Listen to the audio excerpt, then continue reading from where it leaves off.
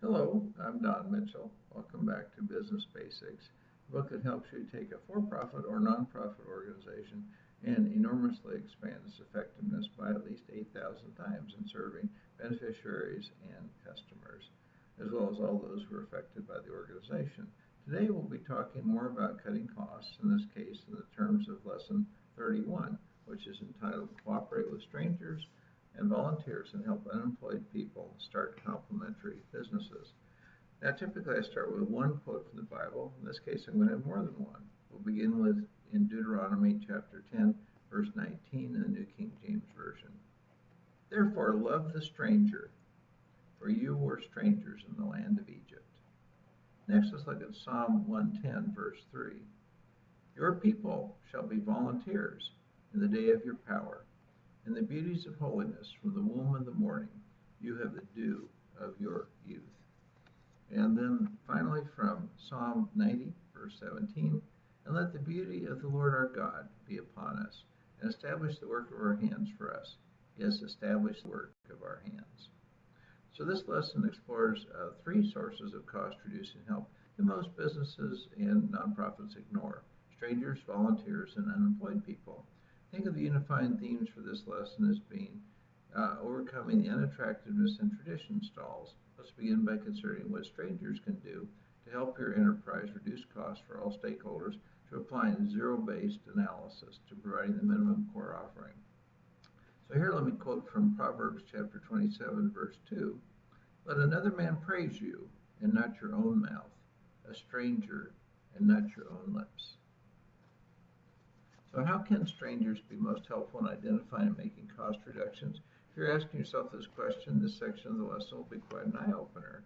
Although there are many possible ways that strangers can help you, I want to focus on just one useful quality of strangers. Some of them already know how to reduce your costs and those of your stakeholders by 96%. All of the answers you need are already present in their minds, but these are people, however, you've never met and may have never heard of you or your enterprise. So why do some strangers know the answers?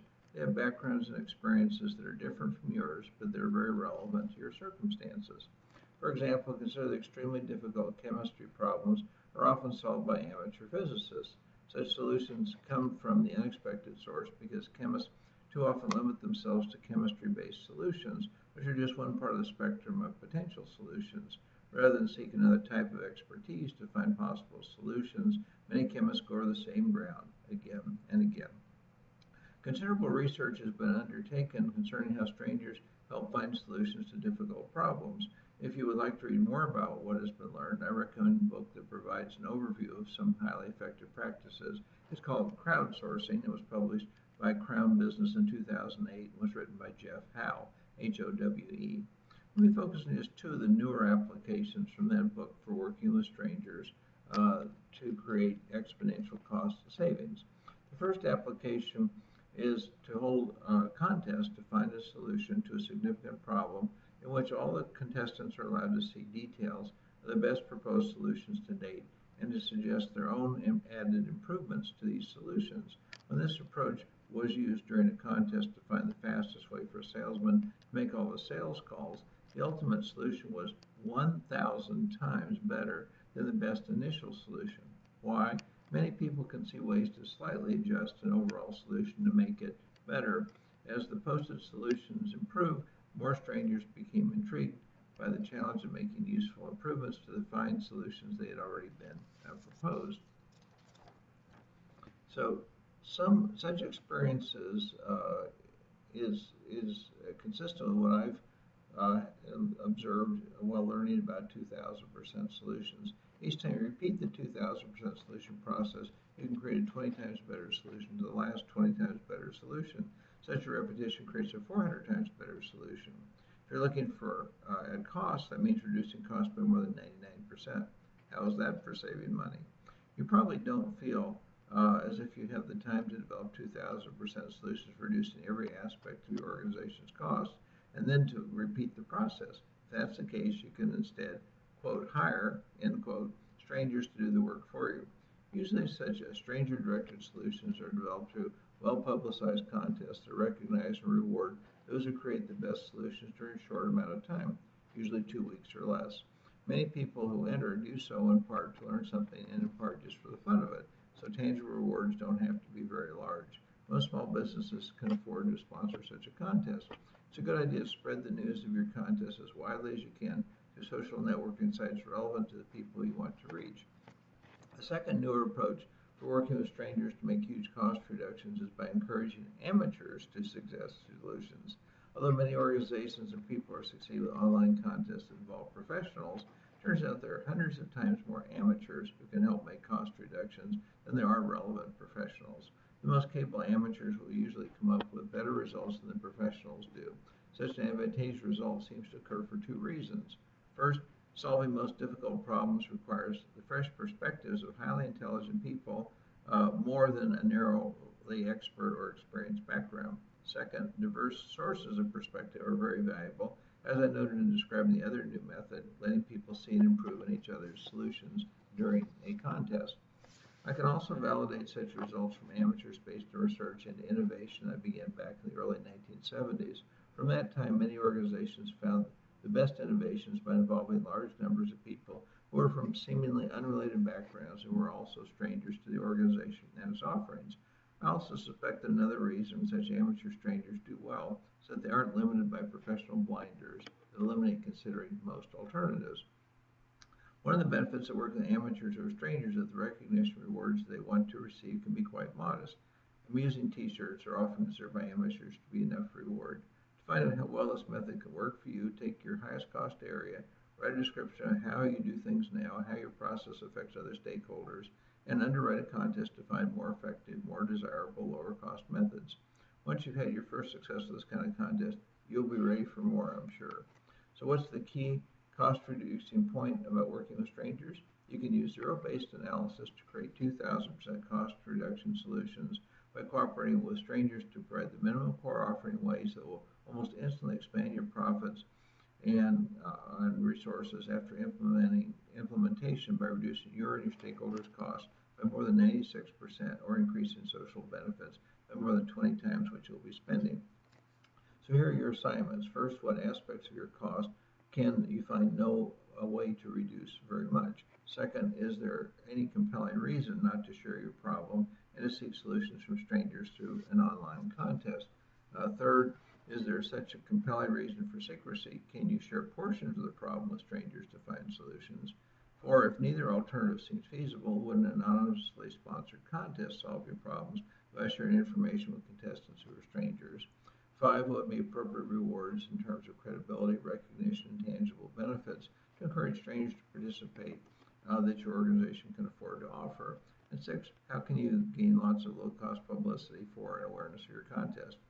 So let's look next at how volunteers can contribute to reducing costs. And here I want to quote from the book of Ezra, chapter 7, verse 13. I issue a decree that all those of the people of Israel and the priests and Levites in my realm who volunteer to go up to Jerusalem may go with you. Mention the word volunteer, and many people think of donation solicitors for nonprofit organizations. In the online world, some people think instead of those who contribute content to and spend time editing entries for sites such as Wikipedia. What do volunteers and for-profit businesses have to do with one another? Too little is all too often the cost-reducing answer. The tradition stall causes us to accept that what has always been done is arbitrary limits to what can and should be done.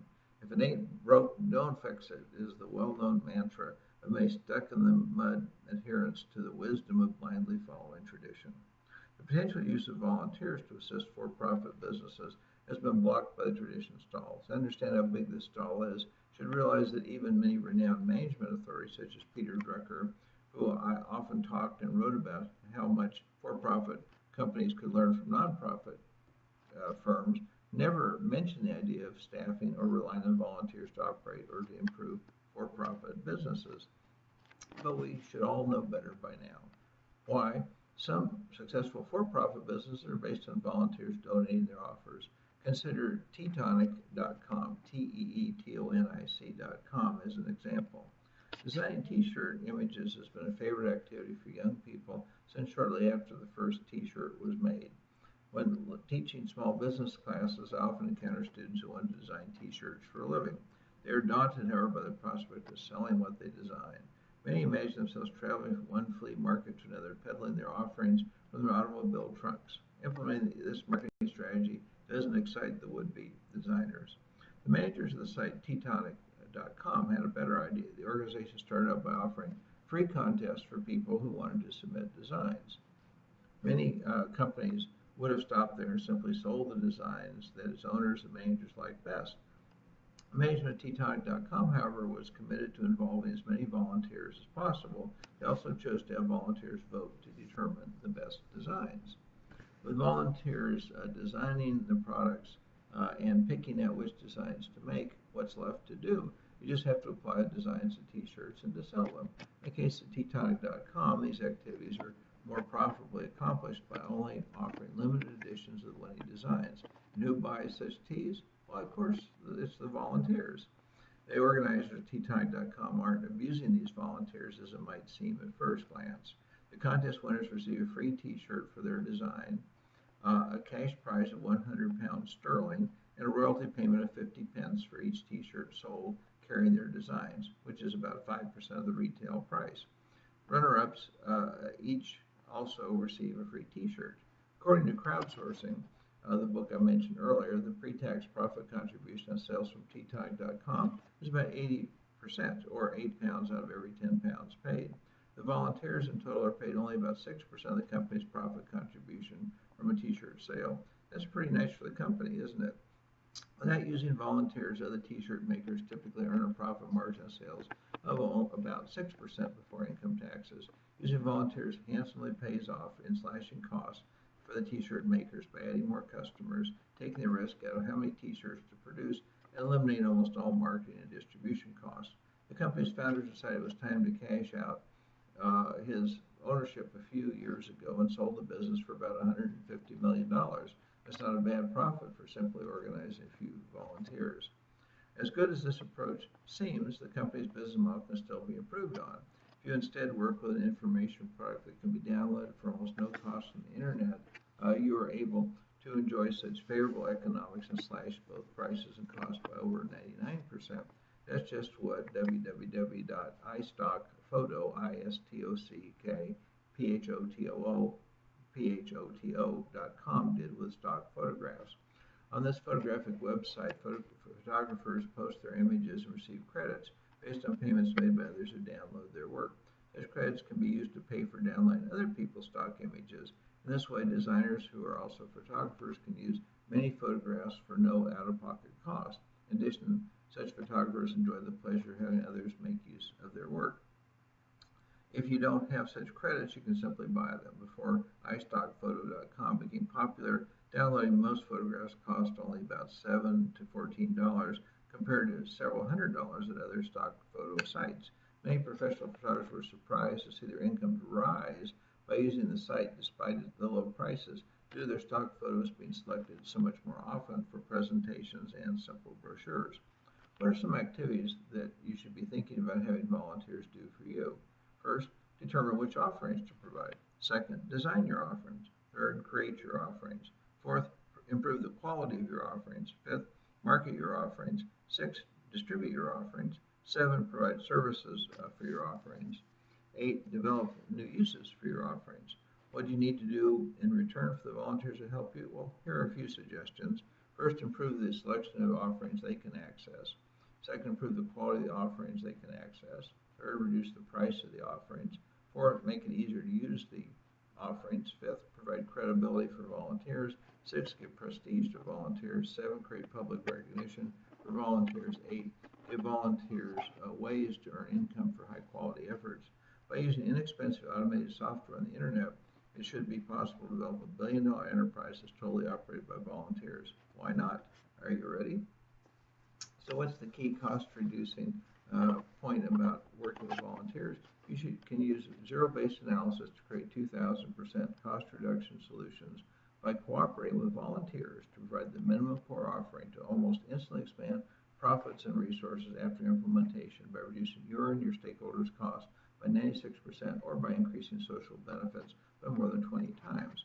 Here are 6 assignments. First, what aspects of your cost can you find no way to reduce very much? Second, is there any compelling reason not to recruit volunteers to help lower such costs?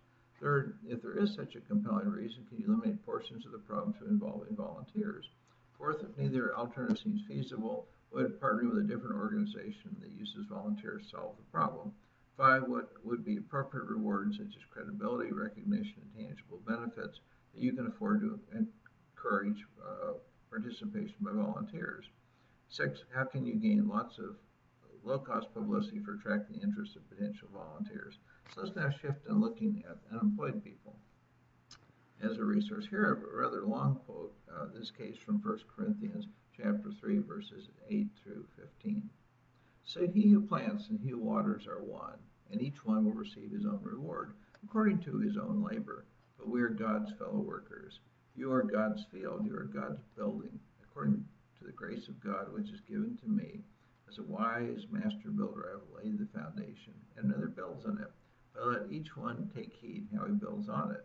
For no other foundation can anyone lay than that which is laid, which is Jesus Christ. Now, if anyone builds on this foundation with gold, silver, precious stones, wood, hay, straw, each one's work will become clear, for the day will declare it, because it will be revealed by fire, and the fire will test each one's work, of what sort it is. If anyone's work which he has built on it endures, he will receive a reward. If anyone's work is burned, he will suffer loss. But he himself will be saved, yet so as through fire.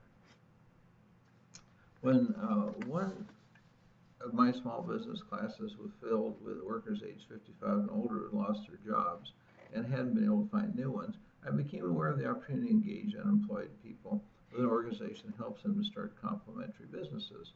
Despite being unemployed, each person impressed me as having above average intelligence, detail orientation, and determination to succeed.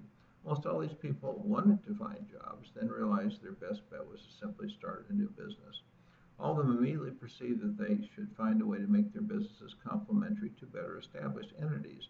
For instance, one couple wanted to start an online retail business and sell quality briefcases and luggage.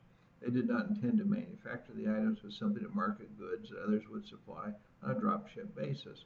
Orders would be sent electronically from their website to the manufacturers who would pack and ship the items from their own facilities. One woman wanted to provide custom party favors, little gifts for guests to take home. She intended to have others design and manufacture the favors. Her company would help party givers select items and pick the right suppliers to serve those needs. These business models would require limited capital for the new organizations because they would have no fixed location, no inventory, and no staff. Customers would pay for the items before they were ordered from suppliers. All the day-to-day work would be provided by the business owner and supplemented by a few suppliers and some simple software. I later read about a variation on such an approach. A different online t-shirt company decided to refocus itself to become a custom manufacturer for anyone who wanted to sell t-shirts. Rather than just produce and market the top choices after an online design contest, this company would produce and market t-shirts for anyone who wanted help. The business model is a lot like what online print-on-demand publishers do for book authors. In the process, an unemployed or underemployed t-shirt designer can arrange to have a few t-shirts made and offer online without having to spend much money. As I thought about such examples, I realized that my unemployed students didn't lack energy and enthusiasm. They simply lacked some of the knowledge needed to be successful. Since a great many organizations could use more people selling or developing the market for their products, one obvious opportunity for such organizations is to help unemployed people earn some money by offering their educated people about the organization's offerings and enterprises. To succeed, organizations should focus on filling in knowledge and experience deficiencies that might keep unemployed people from being effective on their behalf. For instance, a luggage manufacturer could provide web hosting and a website template that would allow people who wanted to sell its merchandise to get into business at less cost with a nicer looking, easier to use website. The manufacturer could also make it easy for the new business to attach its own brand to the offerings. A party favor provider could offer to make customizations for each of these new online vendors who purchased a minimum number of any custom item. I also found that the unemployed people didn't know much about finance, taxes, accounting, or business processes. Manufacturers could also set up service organizations to provide such functions for the new business either on an inexpensive fee-for-service basis or at no cost for those who buy enough offerings. One of my university students discovered another opportunity. Unemployed people are often eligible for government programs that can be used to establish new businesses. By lending his technical support to villagers in India, the unemployed people there were able to establish a cooperative that could borrow money inexpensively from the government as well as purchase farming and manufacturing supplies at lower prices. The supplier could have performed the role that my student did. In fact, the supplier could probably have found volunteers to do such work at no cost to the supplier. This cooperative is interesting because the student added a lot of basic educational activities to its purposes, so all the members will be creating and applying 2000% solutions to virtually all of the cooperative's business activities. Such a cooperative could probably afford to hire one person with expertise part-time to provide whatever technical knowledge the local people were lacking, whenever volunteers could not fill the gap. There are many programs to help reduce unemployment. I believe there will be even more such programs in the future. Now is a good time to investigate how you could unleash an army of highly motivated, properly trained people to advance your company's interests as owners of complementary small businesses. While I focused on marketing or purchasing opportunities in this section of the lesson, it may also be that you need people who will customize your offerings, provide service, train people to use the offerings, or perform a variety of other related activities. Consider how you could properly facilitate and assist unemployed people to start businesses that would also serve such needs. What's the key point about helping unemployed people to create complementary new businesses? You can use zero-based analysis to create 2000% cost reduction solutions allow you to benefit from helping unemployed people start complementary businesses that play a role in providing the minimum core offering in ways that will almost instantly expand your profits and resources by helping reduce your costs and those of your stakeholders by more than 96%, or by increasing social benefits by more than 20 times of what you will be spending. So here are your assignments. 1. What aspects of your cost can you find no way to reduce very much? Second, is there any compelling reason not to encourage unemployed people to start complementary businesses to help reduce such costs? 3, if there is such a compelling reason, can you eliminate portions of the problem through involving new businesses established by unemployed people? 4th, if neither alternative seems feasible, would partnering with another organization that encourages startups by unemployed people solve the problem? 5, what appropriate support can you afford to encourage and to assist more unemployed people to start such businesses and to succeed in them? 6, how can you gain lots of low-cost publicity for attracting interest from unemployed people to start such businesses? Anyway, I'm sure you were excited, intrigued, and fascinated by these alternatives, and I look forward to hearing about your implementation of them. So thanks for listening. Look forward to talking to you soon and sharing more cost-reducing lessons. In the meantime, may God bless you, your family, and all you do. In the name of Jesus, take care.